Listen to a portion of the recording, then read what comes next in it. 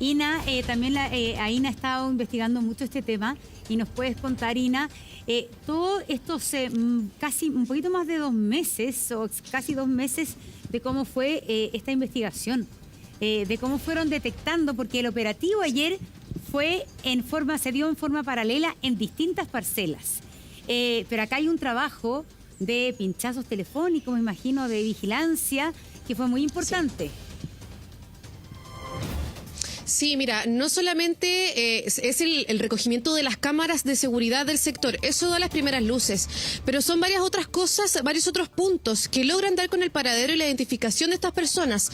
Los teléfonos celulares son uno, se tuvieron que pinchar más de 300 teléfonos celulares que estaban encendidos en esa noche durante el homicidio. Más de 300 teléfonos, que ahí se incluyen los vecinos, los trabajadores, los cuidadores, las personas que vivían alrededor. De esos 300, 4 dan con justamente los teléfonos de 4 vinculados o detenidos que habrían estado dentro del domicilio esa noche. 4 de 7 que entendemos que es el total. Al menos 4 estaban con teléfonos celulares encendidos esa noche. Y además es muy importante decir, hay uno de los detenidos que estuvo preso por otro tema, por otro delito, y el miércoles recién pasado había salido de la cárcel. El miércoles pasado, me refiero a ayer, había salido de la cárcel había tenido un juicio abreviado por otro tema, por otro tipo de delito. Él estaba vinculado además.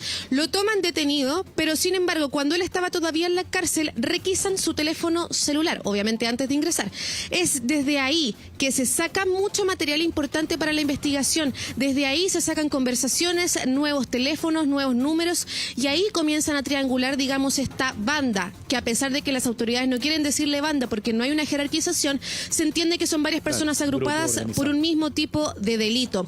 ¿Se acuerdan, Edu Monse, que nosotros mencionamos que antes de ingresar a la casa del matrimonio habían robado una casa aledaña? Sí. Eso se confirmó justamente en la investigación. Eso que nosotros hablábamos como preliminar se confirmó. Estas personas son las mismas personas, habían ingresado a un domicilio a pocos metros de la casa, y no es solo eso, habían tomado esta bebida en lata y la dejaron ahí. Eso también es una prueba importante para la investigación. Ingresan a pie, tal como nosotros le habíamos informado en su momento. Estas personas todas ingresan a pie. ¿Qué dejan en su camino? Huellas en el piso. Es por eso que se dan cuenta que estas personas tenían además zapatillas de lujo, por justamente la huella que habían dejado, las pistas que habían dejado en el piso. Es que también entienden cuántas personas ingresan a la vivienda y cuál había sido el camino que habían tomado.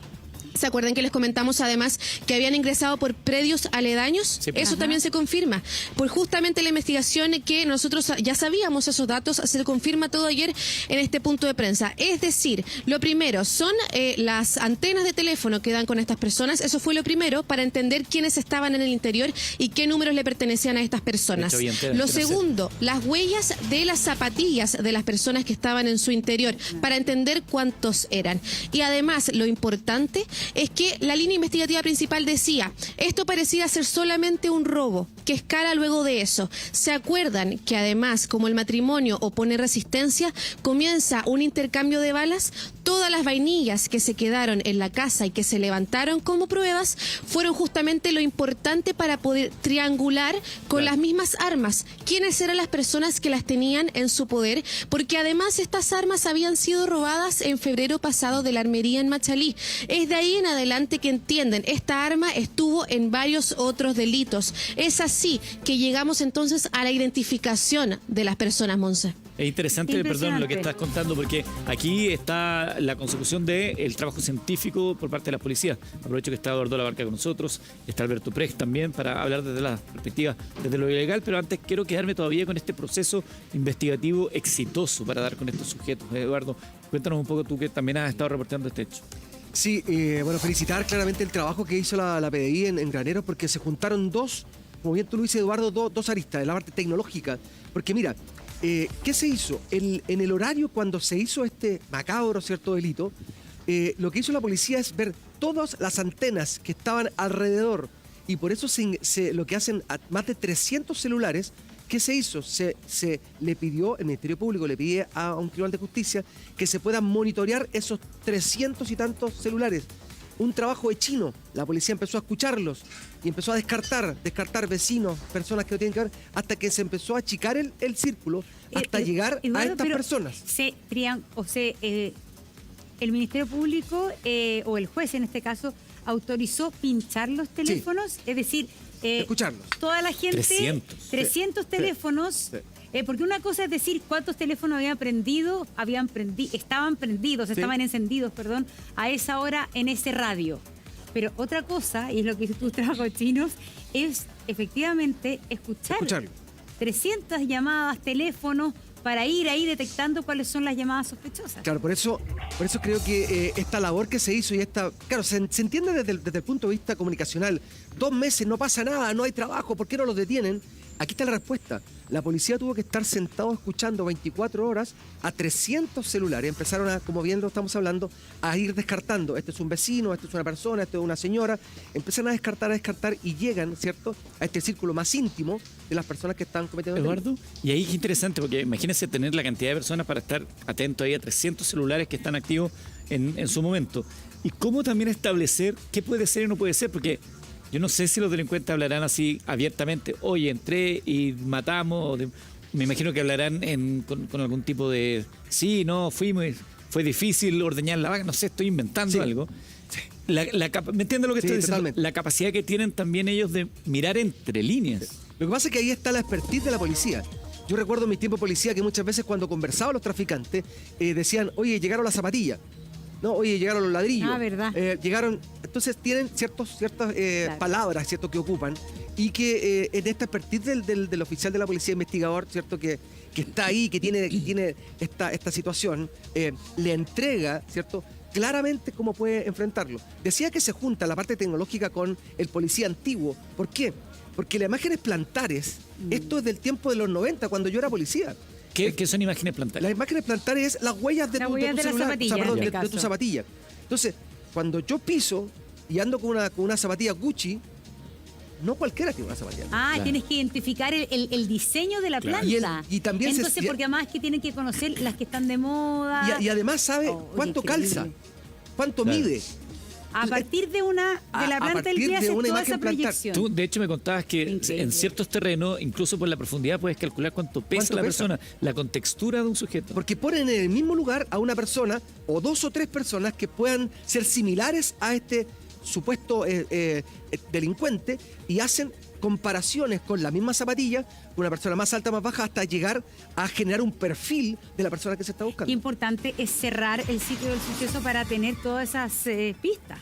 Porque si tú finalmente no haces eso rápido, las huellas se borran o pasa gente y ya no sabe identificar quiénes son los que entraron al predio. Entonces, por eso también ha habido siempre muchas fallas también en las investigaciones cuando no se cierra el sitio del suceso hasta que se hagan todas esas pericias, que es súper importante. Sí. Te quería preguntar una cosa, porque aquí ya está el tema de las llamadas, de los teléfonos, 300, el tema de las huellas, de las pisadas, y el tema del operativo ayer, que es interesante cómo tiene que ser al mismo tiempo y en distintos lugares. Son claves eso. 180 funcionarios, ¿no? Sí, tiene que ser simultáneo, ¿por qué?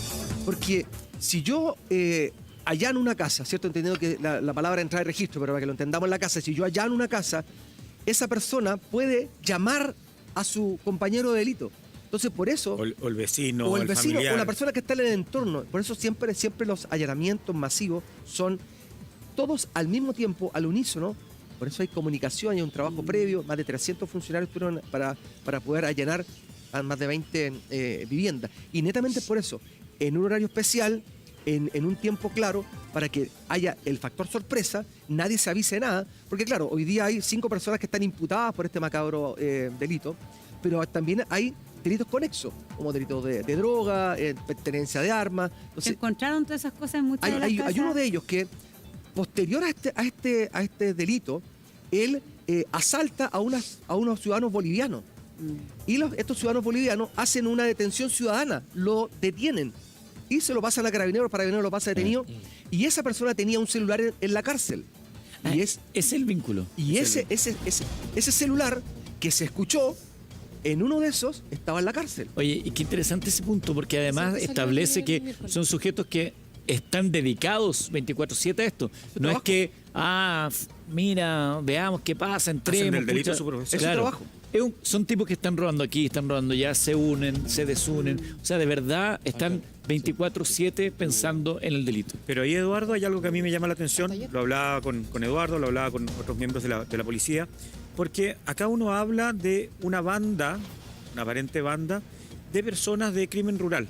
Normalmente personas que entraban a casa, robaban determinados aperos, robaban cosas que habían en un fondo, etcétera, que saben que las personas que están en un fondo normalmente tienen un arma, una escopeta, y se transforman de una banda de ladrones a una banda de homicidas, que son capaces de disparar cientos de tiros, de enfrentarse directamente. Y más allá de eso, porque uno podría llegar a entender un enfrentamiento entre el dueño de casa.